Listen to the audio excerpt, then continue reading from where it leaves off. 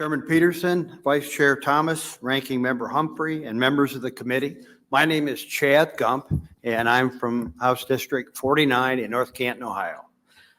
Today, my remarks are to refute two of the common claims that are made by some people that do oppose a convention of states, and appreciate everyone's time here today, and I've been asked to try to get the things out of there that we've already discussed. I'll do the best I can on that, okay?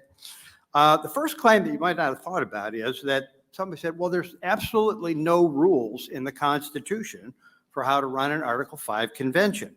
So it's a good question, and then the question becomes, well, it could go anywhere without any rules. So reverting back to that Professor Nadelson that you heard him talk about a little bit earlier, he explains the Marquette Law Review in an article from 2020, and I want to say it exactly the way he said it, so I'll try to keep it moving, okay? He said, competent constitutional scholars do not assume a phrase has no meaning merely because the Constitution and the framers' records do not define it. The usual reason for the lack of definition is the term is so well known and understood that there's no need to explain it. Things like illustrated phrases like original jurisdiction or trial by jury. Those weren't originally explained out well either, but they were well known. So really, for that reason, the founders didn't really put a lot of time into wasting space, but taking space out of the Constitution. The other thing that I found very interesting is that there were 11 multi-state constitutions already in process or completed just after the signing of the declarations. And so we already had a background on what the rules would be. And some of those we already talked about. I'm going to hit on it real quick. We already talked about the state legislators are going to select who's going to be involved in it. We kind of talked about that a little bit. We talked about the voting.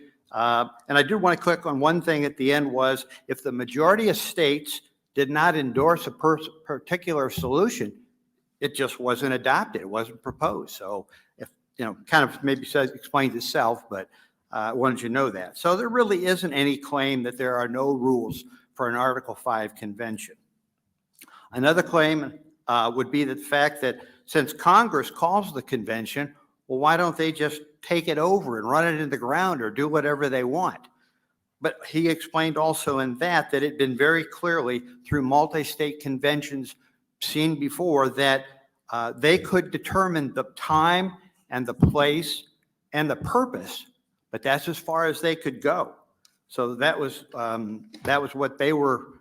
That's what their responsibility was. And he further clarifies that the overriding purpose of the state application and convention procedure is to bypass Congress. So if Congress could structure the convention, this would largely defeat the overriding purpose, which makes sense.